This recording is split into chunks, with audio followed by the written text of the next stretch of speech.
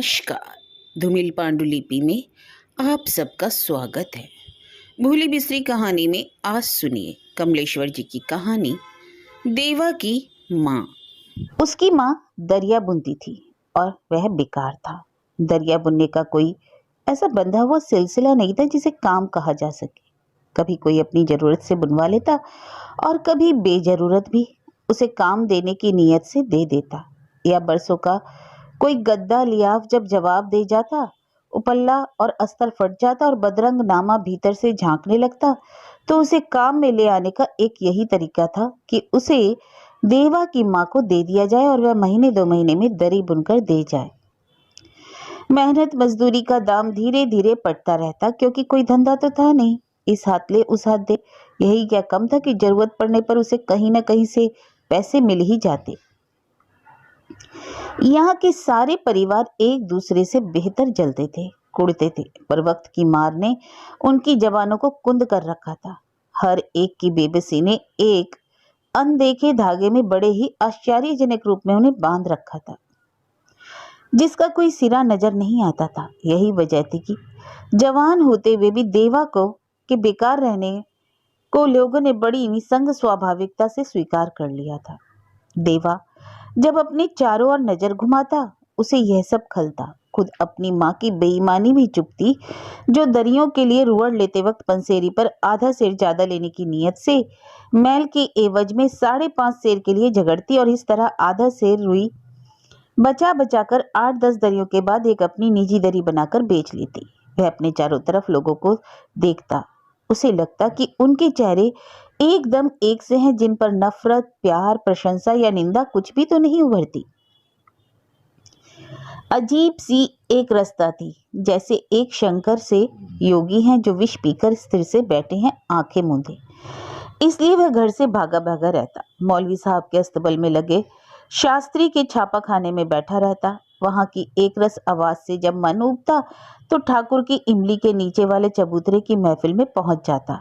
कस्बे भर की सनसनीपूर्ण खबरें उसे शास्त्री के छापा खाने में मिलती रहती और सरकार के कारनामों की सूचनाएं ठाकुर की महफिल में जमा होने वाले बेसिक और नॉर्मल स्कूल के अध्यापकों और पंडितों से मिलती।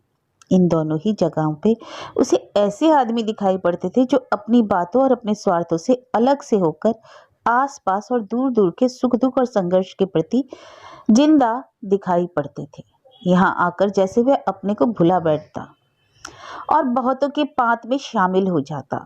इसलिए कभी कभी अनचाहे बिना सोचे उसे देर हो जाती। सुबह से आ जमता तो बातों में वक्त का अंदाजा ही ना रहता। दोपहर चढ़े जब घर पहुंचता तो दिल छोटा होने लगता। ख्याल आता, इतना वक्त बेकार बर्बाद कर दिया।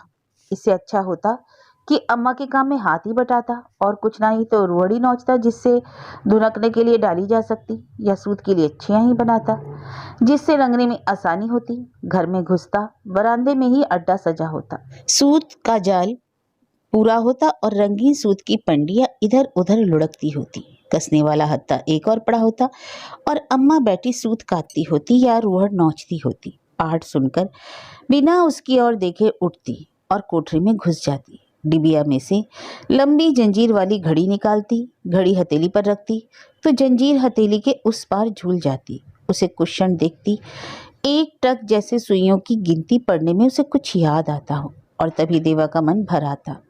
अपनी बेपरवाही और उदासीनता पर पश्चाताप होता। सोचता, आखिर माँ भी तो घर में अकेली पड़ी रहती है, कहीं आती जाती नहीं, क्या उसका दिल नहीं भटकता होगा? फिर माँ पर कुछ झुंझलाहट भी होती कि ये कुछ बोलती क्यों नहीं, देर से आने पर डांटती क्यों नहीं, पूछती क्यों नहीं। पर वह नहीं पूछती, जैसे सब स्वीकार कर लिया हो। लेकिन तभी उसे लगता कि वह कितने पीड़ित मौन से सब कुछ पूछ लेती है। जब कोठरी में घड़ी देखने जाती है तो शायद वह अपने से ही उत्तर मांगती है कि देवा अब तक कहाँ रहा, और फिर उसके बाद सुइयों पर नजर गड़ाकर कुछ कहती है कि देखो देखो तुम्हारा देवा कैसा हो गया, मेरा कुछ भी ख्याल नहीं रखता, क्या इसकी उम्मीद भी छोड़ दूं?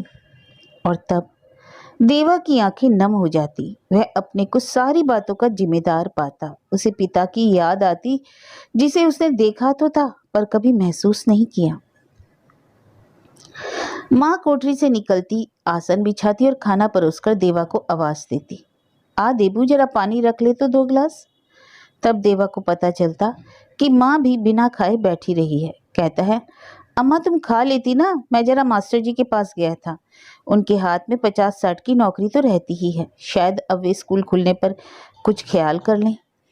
पर झूठ बोलते हुए उसे कुछ न लगता। वह चुकने के बाद, कहने के बाद माँ के चेहरे की स्थिरता जैसे उसे धिक्कारती और वे अपने में सिमट जाता। माँ धीरे से मुस्कुरा देती और कहती, राम लाल की एक दरी बनानी है, सूत तो तैयार है, तू कल रंगरेज से रंगवा दे, झटपट निपटा लो।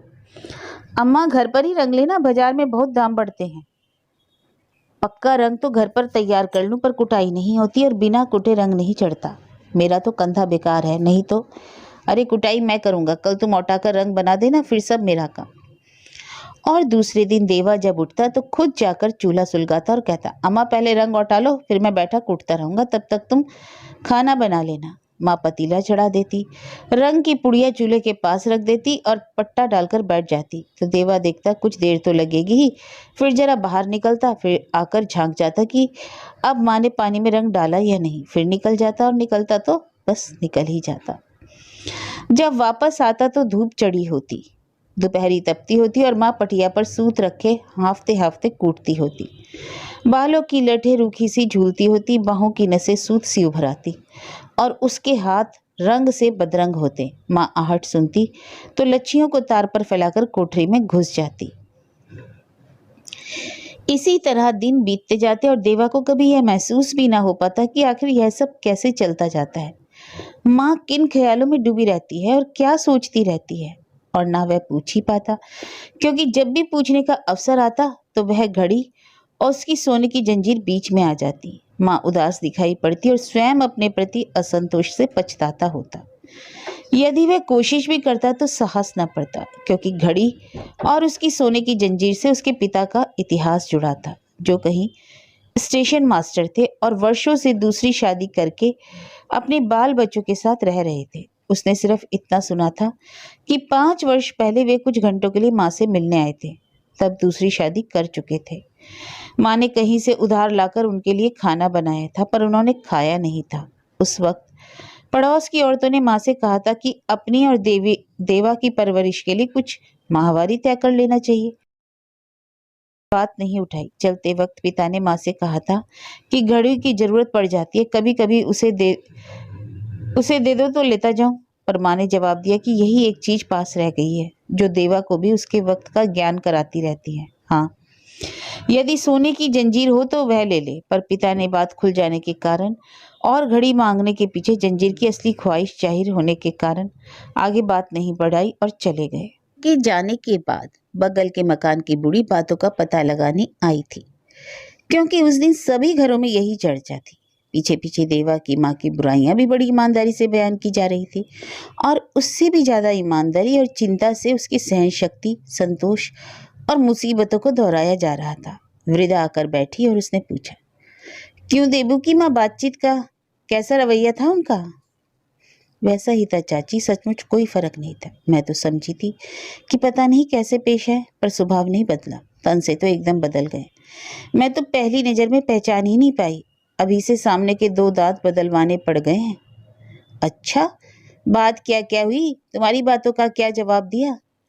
मैं तो उन्हीं की सुनती रही चाची, बीच बीच में खामोश हो जाते थे। लगता था कि अपने किए पर उन्हें दुख हो रहा है। ऐसे में क्या कुरेदती, कह रहे थे मन नहीं जमता कहीं। बड़ी देर तक समझाते रहे कि क्या क्या सोच रहे हैं, फिक्रों से परेशान थे। चलते वक्त घड़ी मुझसे मांगी जरूर थी, सो मुझसे देते ना बनी। पता नहीं कैसा मोह हो गया उससे। तो उनकी ये सब फिक्रें और दुख सिर्फ घड़ी के लिए था? उसकी जंजीर तो सोने की है ना? बूढ़ी ने निष्कर्ष निकालते हुए कहा, सो नहीं चाची, उन्हें लेना ही होता तो क्या मैं इनकार कर पाती? मैंने कहा था कि चाहे तो जंजीर लेते जाए, पर उन्होंने फिर कोई बात नहीं की। हिम्मत नहीं पड़ी होगी, नहीं तो अब वे तुम्हें क्या समझते होंगे? ऐसी बात नहीं है चाची, उनसे ये सब बातें थी ही नहीं। आदमी में वैसे भी खोट नहीं होती, उसमें क्रूसता तो औरत ही डालती है। मैं तो घर रहती थी, ये ड्यूटी पर दौड़ते रहते थे, महीनों बाद आना होता था। वहीं वह मिल गई और उसने बहका लिया। औरत चाहे तो अच्छे भले आदमी को उलझाते कितनी देर लगती है? अगर उन्होंने यह सब काम समझबूझकर किया होता तो भला यहाँ आते। और असल बात यह थी चाची कि मैं उनसे घुल मिल ही नहीं पाई। ससुराल में रहते घर की भीड़ भाड़ और हया शर्म में कभी अपनेपन की बात नहीं कर पाई। उन्होंने मुझे जाना ही नहीं और अनजान में जो कर बैठे वह तो हो ही गया। अरे ऐसे सोचने से काम नहीं चलता। सब ऊंच नीच देखा कर देबू की अम्मा। आदमी इतने सीधे नहीं होते, हर बात के पीछे मतलब होता है इनका। तुम्हें अपनी परवरिश की बात चलानी थी, बूढ़ी ने बात का तार फिर पकड़ते हुए कहा। कहा तो क्या चलाती, मैं तो संतोष किए बैठी हूँ। 2-3 साल की देर है, तब तक देबू कुछ करने धरने लायक हो जाएगा। काहे को कहीं जाऊं मैं। देवा की फिक्र थी उन्हें। कह भी रहे थे वैसे तो अपने पास बुला लेते, पर मेरा भी मन तो लगकर रहना नहीं हो पाता ना वहाँ पे, इसलिए सोचता हूँ जैसा वहाँ तैसा यहाँ। अगर रहे तो मेरी निगाह के सामने रहे, नहीं तो मुझसे तुमसे अच्छा और कौन होगा उसके लिए बड़ी हिदायतें देते रहते थे। कहते थे तुम ही से सब कुछ सीखेगा। आजकल लड़कों को हवा लग जाती है। तुम्हारा डर खौफ अगर उसके ऊपर से उठ गया तो बिगड़ जाएगा। अपने को संभाल रहना। जिस घर में जन्मी हो उसका ध्यान रखना। बड़ी ऊंची शान रही है तुम्हारे बाबूजी की। बूढ़ी थोड़ी देर बाद उठकर चली गई थी। तब से देवा पर उसकी नजरें और भी सतर्कता और प्यार से जम गई थी। वह देवा के को पेट काट काट कर पढ़ाती रही, और जब वह पढ़ लिख कर बेकार बैठ गया तब भी वह उसे उसी तरह देखती रही। उसके इधर उधर बैठने को सतर्क नजरों से निहारती रही, और जब जब देर से लौटने पर वह झूठ बोलकर अपने को भुलावा देता तो उसके उस भ्रम को तोड़ने की उसने कभी कोशिश नहीं की। आखिर उसके भ्रम को तोड़कर वह कौन सी सच्चाई उसे दिखा सकती थी, इस बात को वह खूब जानती थी। एक रोज जब वह घर लौटा था तो हमेशा की तरह देर हो गई थी। उस रोज उसके साथ एक आदमी और था, जिसकी साइकिल के पीछे किताबों का ढेर बंधा था और सामने हैंडल पर लटके झोले में अखबार भरे थे। उस आदमी की आंख में एक अजीब सा विश्वास था और उसके चेहरे पर मेहनत की कठोरता। देवा दरवाजे पर खड़ा खड़ा कुछ देर उससे बातें करता रहा, और जब भीतर आया तो उसकी बातों में दुविधा या झिझक नहीं थी। जैसे मन का गुबार एकदम बाहर छोड़ आया हो और अपनी सार्थकता का अनुभव करने लगा हो। आकर बोला, अम्मा तुम ना खा लिया करो, मेरे इंतजार में बैठे रहना ठीक नहीं, मेरा तो पैर निकल गया। सुनकर माँ को ऐसा लगा कि मन में आज तक जो टूटन थी वह शायद भर रही है, पर उसे कुछ दुख भी हुआ था कि कहीं देवा उसकी तरफ से एकदम बेपरवाह ना हो जाए। वह दिन दिन भर वैश्यों की तरह घूमता और रात गए देर तक कुप्पी में प्रकाश में ना जाने क्या क्या पड़ता। अब देर से आने पर उसे संकोच ना होता तो माँ के दिल पर घूंसा सा लगता। उसे चिढ़ भी होती, दुख भी होता और एक अजीब अव्यक्त सा सुख भी मिलता। उसे लगता कि देवा कुछ अच्छा कर रहा है, पर यह अपनी तरफ से बेपरवाही भी बुरी है। एक दिन उसे पता लगा कि देवा राजनीतिक आदमियों के साथ उठने बैठने लगा है। उनके साथ झोला डाले इधर उधर घूमता रहता है। अब वह अपने बारे में या घर के बारे में उतना चिंतित नहीं है जितना कहीं दूर बैठे लोगों या शहर के दूसरे लोगों के लिए है। कभी कभी रात को भी बाहर रह जाता। घरों में देवा की चर्चा होती कि वह अखबार बेचने लगा है। बेकार आदमियों की तरह घर घर दौड़ता फिरता है और 4 पैसे का अखबार पहुंचाता रहता है। चर्चा अगर बुराइयों पर चल पड़ी तो देवा और उसकी माँ को एकदम काला करार दे दिया जाता, और कभी अच्छाइयां ऊपर मुड़ गई तो उसकी जीवनी शक्ति के सामने सब सिर झुका देते। और वह सोचती, देवा भी सपनों में उलझा जा रहा है। उसमें जो आग सुलगी है, जो स्थिरता आई है, वह उसे शक्ति देंगी, पर वह दीन दुनिया की नंगी बातें करता है। उसकी बातों में कच्चापन है, बचपना नहीं। और माँ को लगता कि देवा अब निपट अकेला नहीं है, वह बहुतों से अनदेखे रूप में जुड़ गया है, और यह सब बात वह दिल से नहीं जमती थी। आखिर इसमें होना क्या है, इसलिए सोचते सोचते बात मुंह से निकल ही पड़ी।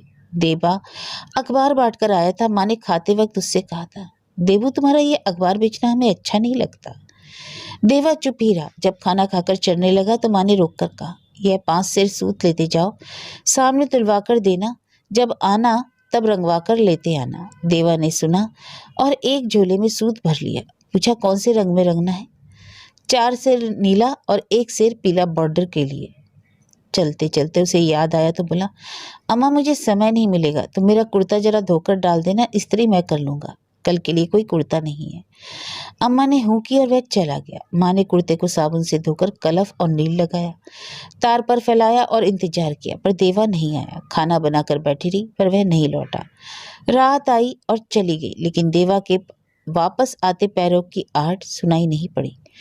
तुलसी के बिरवे के ऊपर बंधी अलगनी पर उसका कुर्ता सूखकर सिकुड़ गया, पर वह नहीं लौटा। माँ की आंखों से नींद उड़कर उसे खोजती रही, लेकिन किसी सूने पहर में भी वह वापस नहीं आया, और माँ ने यह भी स्वीकार कर लिया।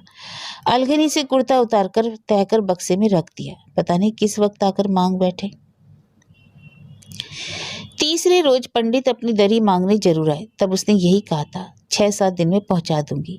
देवा को सूत रंगने के लिए दे दिया था। पता नहीं किस रंगरेज के यहाँ डाल आया है। देवा कल परसों बाहर से वापस आ जाएगा, तो 2-4 दिन में बिन के खुद ही दे आऊंगी, परेशान ना हो। कल परसों देवा वापस आएगा? कहीं का आया है वो। वह साल भर से पहले नहीं आता। गिरफ्तारी हुई है, मजाक है क्या? गिरफ्तारी? माँ ने चौंक कर कहा। आंदोलन किया है, सजा भुगतनी पड़ेगी। सुनकर माँ खामोशी साध ली। बस इतना भर कहा था कि दरी पहुंच जाएगी जैसे भी होगी। गली में यह बात फैल गई कि देवा जेल चला गया। यहाँ से कुछ लोगों के साथ वह करहल तहसील गया था, वहीं गिरफ्तार हो गया। सजा का जुर्माना भर दे तो सजा आधी कट सकती है। उसके साथियों में कोई जुर्माना भरने की बात ठीक नहीं समझता। देवा ने जुर्म किया है, इसके बारे में किसी को ठीक ठाक पता नहीं। जब माँ की समझ में कुछ नहीं आया तो वह हताश हो गई। गली के लोग इसलिए भी कोई बात नहीं सुझाते थे कि उन्हें कहीं रुपए का इंतजाम ना करना पड़ जाए। तब वह और किससे कहती। अकेली बैठती तो देवा के पिताजी का ध्यान बार बार आता। वे देवा के लिए कितने चिंतित थे।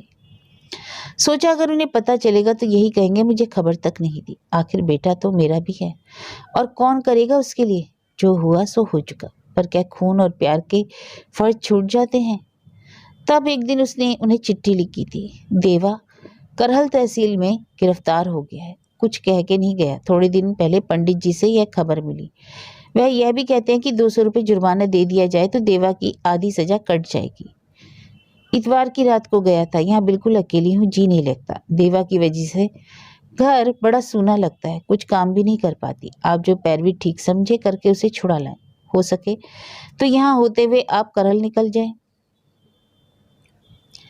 जो आदमी अपने काम से गया था और देवा की माँ का खत ले गया था, वह वापस आया तो लिखावट के 2 शब्द तक साथ ना लाया। जबानी उसने यही बताया कि स्टेशन मास्टर जी का कहना है कि मुझसे पूछकर मेरी मर्जी से देवा चलता होता तो मैं अपना सिर भी रोकता। उसका क्या ठिकाना, आज छुड़ाया कल फिर चला जाएगा। नौकरी पेशा आदमी हूँ और ये सब काम करने के लिए वक्त चाहिए। वक्त कहाँ से लाऊं? देवा की माँ ने सुना तो पहले विश्वास नहीं आया। सोचा शायद बेमौकी चिट्ठी हाथ में पड़ी है। पता नहीं दिमाग किन परेशानियों में फंसा हो कि यह खबर पाकर तिल मिला गए हों। जब ठंडे दिल से सोचेंगे तो शायद डाक से चिट्ठी डाल दें, या शायद अपने घर की बात बाहर वाले के सामने ना करना चाहते हो तो भी चिट्ठी डाक से आएगी। लेकिन महीनों इंतजार के बाद भी डाक से कोई चिट्ठी नहीं आई। वह भीतर कोठरी में जाती, घड़ी हथेली पर रखती तो यही जंजीर हथेली के उस पर झूल जाती। वह घड़ी को पल दो पल देखती। घड़ी की सुइयां वक्त बदलती जाती, पर ये सुनेपन की घड़ियां जैसे स्थिर और अडिग खड़ी थी। अकेलेपन के पल अमिट हो गए थे, जिन्हें घड़ी की सुइयां नहीं हटा पाई। इधर पंडित जी का दरी का तकाजा नाराजी का रूप धारण करता जा रहा था। उधर वह सारा कारोबार रोके हताश उन परछाइयों का इंतजार कर रही थी जो चलती है, बनती है, मिटती है, पर बोलती नहीं है। आखिर एक दिन जब पंडित जी खरी खोटी सुना गए और सूत रंगने देने वाली बात को महज बेईमानी और झूठी बात करार देकर बड़बड़ाते चले गए, तो वह आंखों में आंसू भरे चरखा काटती रही। टूटते सूत से सूत जोड़ने की कोशिश करती रही और सिसकती रही, सोचती रही, रोती रही। उसके सूत तो ऐसे बिखर गए जो पकड़ाई में ही नहीं आते थे। जब अंधेरा झुक आया और घर की बंधी बंधी फिजा में ऊप भरने लगी, एक गहरी सांस लेकर उठी। चरखे की चरमराहट रुकी तो वह भी निस्तब्धता छा गई। वह कोठरी में पहुंची, तब ना जाने कौन सा घाव उघड़ गया कि आंखें अनायास भरभराकर बह उठी। और तब अंधेरे में बैठे बैठे उसके सामने जैसे सत्य उजागर होता गया था। वह अब तक किन परछाइयों पर विश्वास करती आई? देवा के पिताजी पर वह कितनी बड़ी प्रवंचना थी, कितना बड़ा धोखा वह देते आ रहे हैं। कितनी सफाई से सारी जिम्मेदारी टाल गए थे और कितनी खूबसूरती से उसके नारीत्व और पत्नीत्व की बातों से तृप्त कर गए थे। इसलिए वह कुछ और ना सोच सके। वह सिर्फ यही तो चाहते थे कि वह इसी तरह लंगड़ाती घिसटती और अधूरी रहकर पति के आकाशीय आदर्श की गरिमा में अपने को धन्य मानती रहे। वह नीचे उतरकर धरती का स्पर्श ना कर पाए। कहते थे देवा पर तुम्हारा ही असर पड़ेगा, और इस बात से वे लज्जा को कितनी बड़ी चुनौती दे गए। पर तब उसकी आंखों पर कौन सा पर्दा पड़ा था, और तब वह उस अंधेरी कोठरी से निकली। सिंदूर की डिबिया उसके हाथों में थी। तुलसी के बिरवे के पर चांदनी मुस्कुरा रही थी। चारों तरफ दूध सा फैला था। एक अजीब सी शीतलता थी। वह सिंदूर की डिबिया हाथ में लिए तुलसी को निहारते रहे। भीतर बवंडर सा था। कांपती उंगलियों ने उससे डिब्बिया खुलवाई और सारा सिंदूर तुलसी की नीली नीली पत्तियों पर बिखेरकर अपना सुहाग उसे सौंप सजल नयनों से उसे बिरवे की ओर ताकती रही। तुलसी की पंखुड़ियां सिंदूर मिली दूधिया चमक से और भी नीली पड़ गईं, और वह तुलसी के बिखरे पर माथा टेके निपट अकेली रात में अपने एकाकीपन को सोच सोचकर खिसिया खिसिया कर रोई थी। शंका से भर उठी थी, डर से घबराई थी, पर कहीं कुछ था जो उसे रुलाता था, ढांढस बंधाता था, उसकी आंखों में पानी का सैलाब लाता था और सोख लेता था। उस दिन से उसने मांग नहीं भरी और कोई चारा न देखकर घड़ी की जंजीर बेचकर रुई खरीद लाई। पंडित जी की दरी भी बुनकर दे आई। तब से लगातार खरीदी हुई रुई की दरियां बुनती रहती है, सूत काटती रहती है और एक एक बुनकर सहेज सहेज कर रखती जाती है। किसी का काम मिल जाए तो कर देती है, नहीं तो अपने काम में लगी रहती है। देवा को बिछुड़े तो इतने दिन हो गए और अब लगता है वह दूर चला गया। अब उसकी याद आती तो संदूक से उसका कुर्ता निकालती, खोलती, फिर उसे तय करके संभाल कर रख देती। और जब साल भर बाद देवा सामने आकर खड़ा हो गया तो माँ वही चरखा चला रही थी जिसका हत्था शीशे की तरह चमकने लगा था। वही स्थिरता माँ के चेहरे पर छाई थी जो सहज भक्ति से मिल पाती है, और सूत काटते क्षणों की खामोशी जैसे आराधना का मौन। देवा ललचाया सा खड़ा देखता रह गया। माँ ने उसका संकोच परखा था। उसे लगा कि वह अभी कुछ वैसी बातें कहेगा जिसमें वही पुराना भ्रम होगा, उसे नौकरी मिल जाने वाली बात, जैसे कोई हल्की बचत। पर देवा ने वैसी कोई बात नहीं कही तो चरखे की माल पर हाथ फेरती हुई वह उठी और नजदीक से देवा को देखा। वह जैसे पक गया था। उसके मुंह पर तपस्या की आभा थी। कच्चा बचपना नहीं था। कच्चा बचपना उसका कहीं दुबक गया था। सारे प्रश्न और उत्तर अपने आप सहज हो गए। सब सरल था। उसकी आंखों में ममता भर आई। बोली, देबू आ गया तो? अम्मा। और वह रुककर बोला, बड़ी भूख लगी है। भूख? साल भर से भूखा हूं अम्मा, पूरे 1 साल से। तब सारा समय सिमट आया। अब स्वाभाविक हो गया। माँ ने खाना परोसा, देवा ने पानी रखा और माँ बेटे बेवक्त खाने बैठ गए। खाते खाते देवा ने कहा, बाबूजी अस्पताल में है। क्या हुआ? माँ का चेहरा सब प्रकृत था। मोटर में जान पहचान का खलासी मिला था। मुझे पहचाना तो उसने बताया कि बाबूजी को प्लूरिसी हो गई है। एक बार हालत इतनी खराब हो गई कि 24 घंटे बेहोश रहे। फिर कुछ हालत ठीक हुई, पर 3-4 रोज बाद फिर बिगड़ गई। छोटे अस्पताल से बड़े में चले गए। कब से खराब है? 1 महीने से। कल जाके देखा हूं, देवा बोला। माँ चुप रही। 3-4 कौर उसने खाए, फिर गट पानी पिया और उठ गई। शाम गहरी गहरी उदास थी। देवा का मन हुआ कि इतने दिनों बाद जाकर लोगों से मिलने लौट कर आया तो चरखे के तकवे के नोक पटिया पर माँ घिस रही थी। आज माँ की स्वाभाविक उदासीनता में कुछ कलक थी। उदासीनता की दृढ़ता की जगह खोया खोया मोह था। रात को माँ दिए के प्रकाश में बैठी चरखे की रुई साफ करती रही। यह चरखा ही शायद उसके सबसे बड़ा सहारा था। सूत काटते काटते, टूटे तार जोड़ते जोड़ते अथाह धैर्य और अटूट दृढ़ता उसकी प्रकृति में आ गई थी। प्रत्येक बार टूटने वाले तार ने उसकी खींच, झुंझलाहट और असंतोष को जीत लिया। इसी में उसका निस्तार था। वह चरखा ही उसका गूंगा गुरु था। रुई साफ करने के बाद शायद वह लेटती, पर चरखे को खाट के सिराने रखकर वह अंधी अलमारी के पास खड़ी रही। अरसे से रखी हुई चीजों को उठा उठाकर निहारती रही। कील में लटकते कृष्ण जी के कैलेंडर को देखती रही और फिर मोम लेकर चरखे की माल सूतने लगी। एक झपकी के बाद जब देवा की आंख खुली तो देखा माँ सूत की पुनियों के ढेर के सामने सिर झुकाए बैठी है। मोह का आवरण उसके चारों ओर अदृश्य सा फैला है और उस अंधियारे में उसकी काया असमंजस में पड़ी है। वह कुछ चाह रही थी, पाना या खोना, पर जैसे वह ना पा सकती है और न खो सकती है। वहां से उठकर उसने दिए को बुझाया। देवा ने आंखें मूंद ली और इस इंतजार में कि माँ अब लेटेगी, वह खुद सो गया। सुबह की नरम सर्दी से वह कुछ जल्दी ही जागा। दीवार के मुंह से प्रकाश की रेखा आ रही थी और कोठरी का अंधियारा भूरा भूरा हो गया था। उसे कुछ शुभ सा लगा। माँ की खाट खाली थी। कुछ खटका हुआ मन में। उठकर कोठरी की चौखट तक आया। बाहर आंगन में जैसे पवित्रता छाई थी, हल्की सर्दी और मन के उजियारे की तरह पावन प्रकाश। और उस प्रातः की सुरमई आकाश से झड़ती हुई वह आभामय रोशनी, जिसमें आंगन का तुलसी का बिरवा किसी विश्वास के अंकुर सा स्थिर खड़ा था। उसके गिरुए पर माटी का दीपक जल रहा था, जिसकी अकंपित लौ में तुलसी की छाया तले सिर टेके माँ की सिंदूर भरी मांग चमक रही थी। अकस्मात इतने विशाल शुभ को ग्रहण कर सकने में अपने को असमर्थ पाकर वह आंखें मूंदकर उस पूर्णता को पा सकने के लिए यंत्र चालित सा खाट पर मुंह गड़ाकर लेटा रहा। थोड़ी देर बाद आहट हुई। एकाएक वह आंखें खोल पाया। कहीं अर्थ खो न जाए, पूर्णता लुप्त न हो जाए। देबू, देबू, माँ ने पुकारा। सवेरा हो गया देबू, उठो। उठकर वह आंगन में आया। माँ कोठरी में घुसी रही। जब वह बाहर आई तो देखा। देवा बोला, अम्मा, हम लोग चलकर बाबूजी को आज ही देखा है। माँ ने ऐसे देखा कि वह सचमुच ही यह बात कह रहा था और क्या उसके लिए कह रहा था। माँ को खामोश देखकर वह बोला, तुम तैयारी कर लो, अभी सवेरे 10 बजे चलकर रात की गाड़ी से वापस आ जाएंगे। मैं नहीं जाऊंगी, कहते कहते माँ कमरे की तरफ मुड़ गई। तुम नहीं जाओगी? देवा ने जैसे बात समझने के लिए दोहराई। नहीं, माँ के स्वर में दृढ़ता थी। तो मैं चला जाऊं?